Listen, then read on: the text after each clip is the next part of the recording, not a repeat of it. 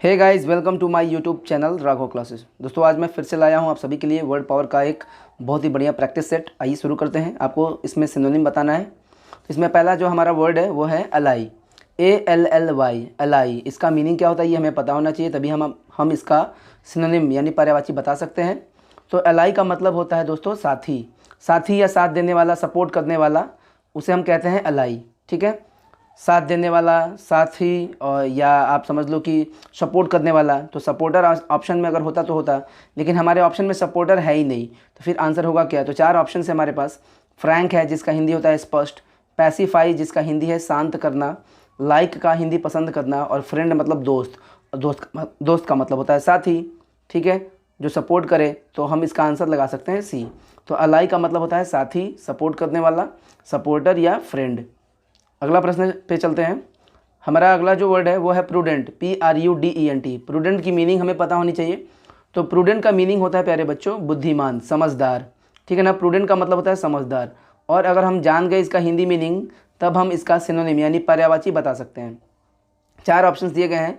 Eager जिसका हिंदी होता है उत्सुक, डिसलाइक मतलब नापसंद करना, फूल का मतलब होता है मूर्ख, और सेन का मतलब होता है समझदार। तो प्यारे बच्चों, इसका पर्यायवाची हमें डी मिल चुका है, क्योंकि सेन का मतलब होता है समझदार। प्रैक्टिस बहुत ही ज़रूरी है वर्ड पावर को स्ट्रॉन्ग करने के लिए, इसलिए प्रैक्टिस रोज करते रहिएगा। वीडियो को लाइक ज़रूर कर दीजिएगा। तीसरा हमारा वर्ड है बैनल। बैनल का हिंदी हमें पता होना चाहिए। बैनल का हिंदी होता है तुच्छ। तुच्छ, अब ये तुच्छ क्या होता है? तुच्छ का मतलब होता है एकदम मामूली कोई चीज़, साधारण कोई चीज़। ठीक है, तो बैनल का हिंदी होता है तुच्छ। चार ऑप्शंस दिए गए हैं। एक्सेसिव है, बार्टर है, पेंचेंट है, और ऑर्डिनरी है। तो इसका आंसर क्या हो सकता है प्यारे बच्चों?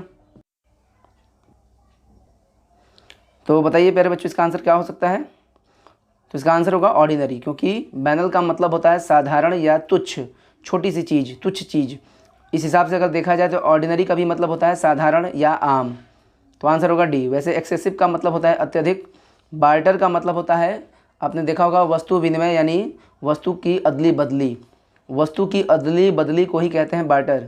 आपने सुना होगा वस्तु विनिमय, बार्टर सिस्टम। और पेंचेंट का मतलब होता है रुचि, पसंदगी। ठीक है, तो आंसर होगा डी। अब आते हैं विलोम। विलोम की बात करते हैं, यानी एंटोनिम बताना है आपको।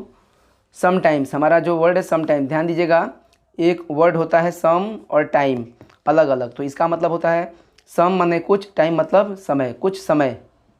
लेकिन यहाँ पे लिखा है एक ही में समटाइम्स, आप ध्यान से देख सकते हो, दोनों एक ही में सटा हुआ है वर्ड है समटाइम्स, जिसका हिंदी होता है कभी कभार।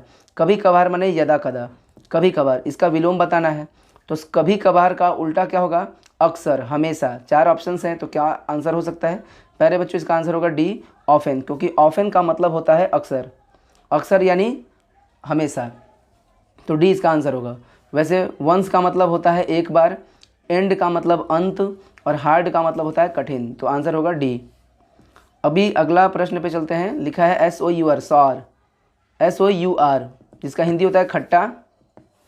और इसके लिए चार ऑप्शन दिए गए हैं। इंटरप्ट है, स्वीट है, अगली है, और प्लंडर है। इन सब की मीनिंग हमें पता होनी चाहिए। तो सौर का मीनिंग होता है प्यारे बच्चों खट्टा। तो खट्टा का उल्टा होगा मीठा, तो स्वीट हो जाएगा आंसर। क्वेश्चन ये बहुत ही सिंपल था। कई बार एग्जाम में बहुत ही सिंपल वर्ड आ जाते हैं, लेकिन लोग अगर उसको ध्यान नहीं दिए तो गलत भी हो जाता है, इसलिए हर एक वर्ड पे हमें ध्यान देना है। वैसे इंटरप्ट का मतलब होता है दखल अंदाजी करना, अगली का मतलब बदसूरत, और प्लंडर का मतलब क्या होता है? प्लंडर का मतलब होता है लूटपाट करना। ठीक है, अब आते हैं 6 नंबर, अप्रिशिएट। लिखा है अप्रिशिएट का मीनिंग क्या है? तो प्यारे बच्चों, अप्रिशिएट का मीनिंग होता है प्रशंसा करना। तो इसका हमें उल्टा बताना है, यानी विलोम। तो चार ऑप्शंस हैं। डैंक है, कंडेम है, बाउंटी है, और डीवी है। आपको बताना है कि इसका विलोम क्या है। तो अगर इसका हिंदी है प्रशंसा करना, तारीफ करना, तो जाहिर सी बात है कि इसका उल्टा होगा कंडेम, यानी निंदा करना। बी इसका आंसर है, CONDEMN। स्पेलिंग ध्यान दीजिएगा। कंडेम का मतलब होता है निंदा करना। ठीक है, वैसे मैं आपको सेस की मीनिंग बता दूं। डैंक का मतलब होता है नमी। डैंक का मतलब क्या होता है? नमी, जिसे मॉइस्चर कहते हैं। बाउंटी का मतलब एक तरह से होता है इनाम, या बाउंटी का मतलब दयालुता भी होता है, उदारता या दयालुता। ठीक है, उदारता या दयालुता, बाउंटी। और डीवी का मतलब क्या होता है? तो डीवी का मतलब होता है लाभांश या हिस्सा। ठीक है, डीवी का मतलब होता है लाभांश या हिस्सा। जैसे कोई बिजनेस हो रही है, तो उसमें जो भी लाभ हो रहा है, तो उसका अंश उसके जो जितने भी शेयर होल्डर्स होते हैं उनको मिलता है। तो हम कह सकते हैं कि सबको अपना डिवी मिल गया, यानी लाभांश मिल गया, हिस्सा मिल गया।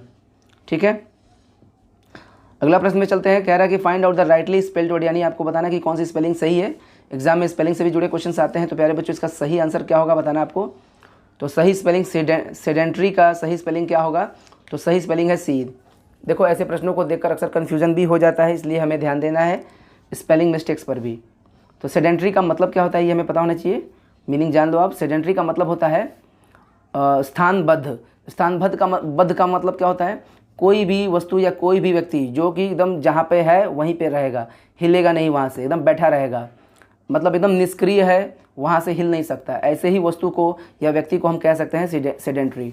ठीक है, जैसे पानी के अंदर कोई चीज़ जमी हुई है, नीचे बैठी हुई है और वहाँ से बिल्कुल हिल नहीं रही है, तो हम उसे कह सकते हैं कि भाई वो वस्तु वहाँ पर सेडेंट्री है। या कोई भी व्यक्ति बहुत एक जगह बैठा है और वहाँ से हिल ही नहीं रहा एकदम, तो मैं उसे कह सकता हूँ कि सेडेंट्री है वो। ठीक है, अगला जो प्रश्न है हमारा, कमेंट्री की स्पेलिंग बतानी है आपको। बहुत अच्छा वर्ड है कमेंट्री। कमेंट्री का मीनिंग क्या होता है, अच्छा कमेंट्री आपने देखा होगा क्रिकेट मैच में, तो टिप्पणी कहते हैं हिंदी में। तो कमेंट्री की सही जो स्पेलिंग है वो है प्यारे बच्चों डी। ठीक है, इसका डी आंसर है। कमेंट्री की जो सही स्पेलिंग है वो है डी। ठीक है, तो ये हमारा हुआ आंसर। प्यारे बच्चों वीडियो कैसा लगा इसे कमेंट बॉक्स में ज़रूर लिखिएगा, और अभी तक आपने चैनल को सब्सक्राइब नहीं किया है तो इसे सब्सक्राइब भी कर लीजिएगा। ठीक है, वीडियो को लाइक भी कर दीजिएगा। Thank you.